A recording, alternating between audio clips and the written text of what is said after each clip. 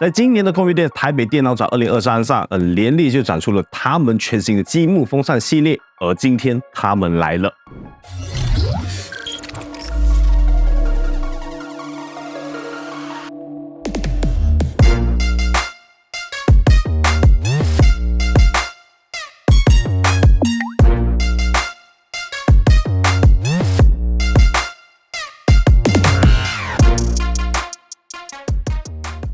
这次联力推出了全新的积木风扇 TL 系列，分别有不带屏幕的普通版本以及带屏幕的 LCD 版。是的，你没看错，如今就连风扇都支持屏幕显示了。不过我也发现最近联力不少新品都是推出2种不同规格的型号，不晓得是不是刻意为之。在开始和各位正式分享积木 TL 系列风扇前，有一点需要特别和各位说明的，那就是虽然这2个款式都同属于积木 TL 系列，但其实它们的接口设计是完全不同的，这就代表了它们之间是无法共同拼接进行串联的。与之相同的也就包括转接线接口设计也完全不同，无法替换使用。但 TL 和 TL LCD 是能够共同使用在同一个控制器上。此外，这次由于 TL LCD 自带屏幕，对供电也有一些需求。传统的SATA供电已经无法满足稳定的供电，因此在控制器上改为了供电上限更为高也更稳的 PCIe 6 pin 接口。而控制器的每一个接口最多串联10把 TL 风扇，又或是3把 TL LCD 风扇。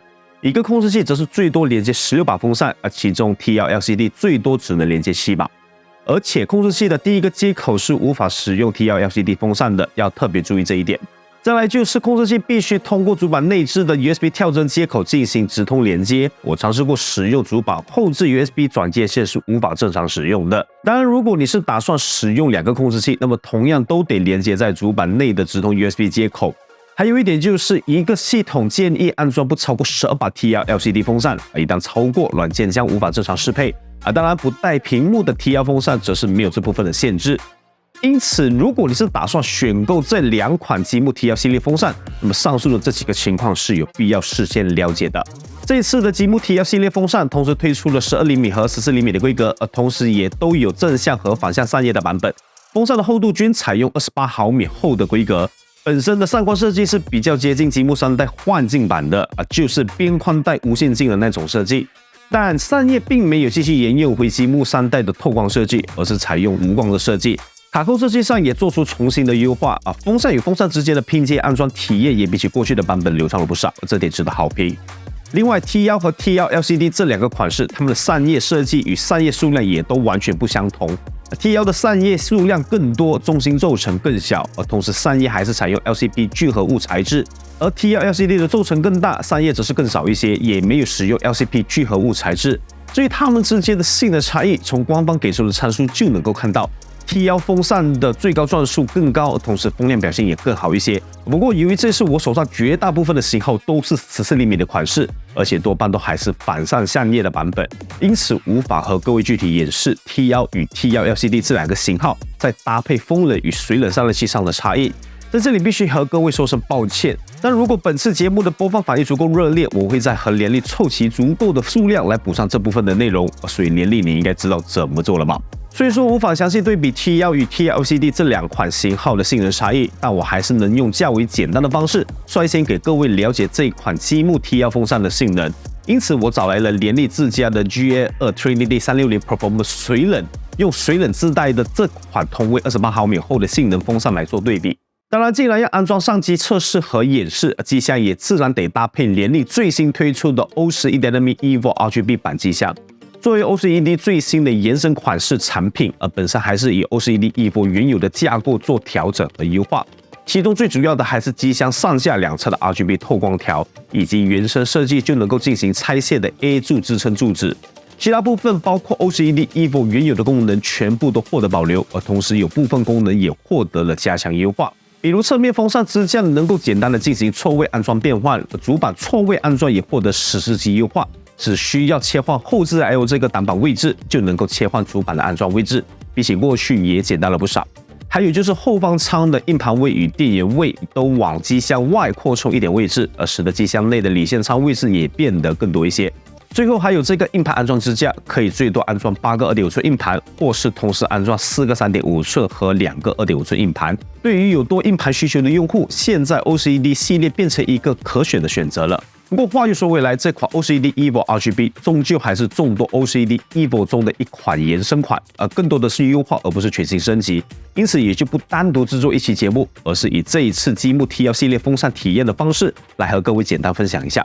不过我个人还是主观的认为 ，OCED Evo 系列机箱依然是众多海景房机箱中综合体验最佳的选择。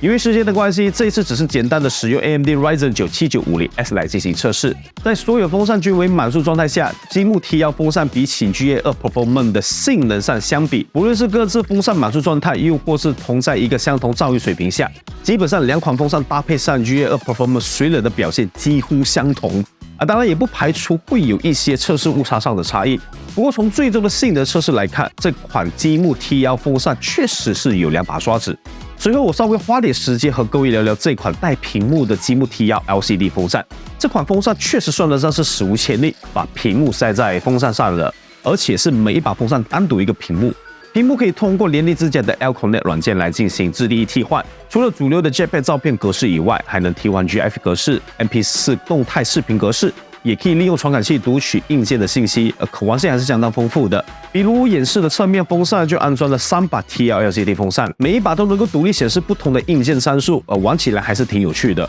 但有一点需要特别注意的，那就是风扇的屏幕比例是1:1的比例，如果提供的素材并非1:1的比例，导致显示的素材比例会出现变形，最终变成这个样子。我也有和联立反映过这个问题，他们给说会在之后通过 L-Connect 软件的更新来修复这个问题。接着是噪音演示，这里我分别进行了2款积木 TL 系列风扇和 GA2 水冷性能上的3000 RPM 与2300 RPM， 以及积木风扇幻境版进行简单的噪音演示对比，方便给各位做出参考。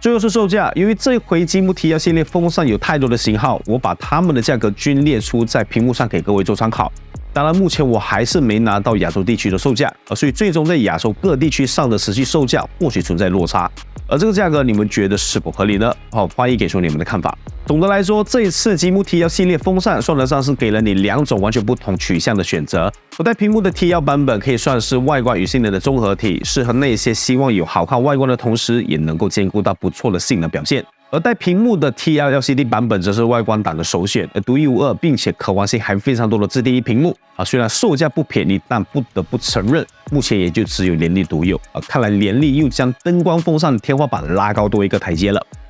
另外，我个人会比较建议不要全套都使用 TL LCD 比如底部和顶部两侧不容易看到位置反而更加建议搭配不带屏幕的 TL 版本来使用，这也看起来协调性会更好一些。最后，我是非常期待下一次风扇的更新，联立能够再度玩出什么样的花样不晓得你们是否也和我一样期待呢？以上就是联立的积木 Unifan TL 系列2款全新风扇的体验分享了。要特别感谢联立提供一系列的风扇包括全新的 OCED Evo RGB 机箱，好让我能够给各位分享他们的上手体验。有任何疑问或是关于积木 TL 系列风扇的观点，也欢迎留言评论告诉我你的看法。最后也要感谢各位一路将影片看到这里，如果你喜欢这期影片，也请记得点赞、留言、分享支持一下。还没订阅频道的朋友，也不妨点个订阅，并开启旁边的小铃铛你的支持和订阅是我最大的动力。那么这就是本期影片的所有内容了，感谢各位的收看和支持，我们下期影片再见。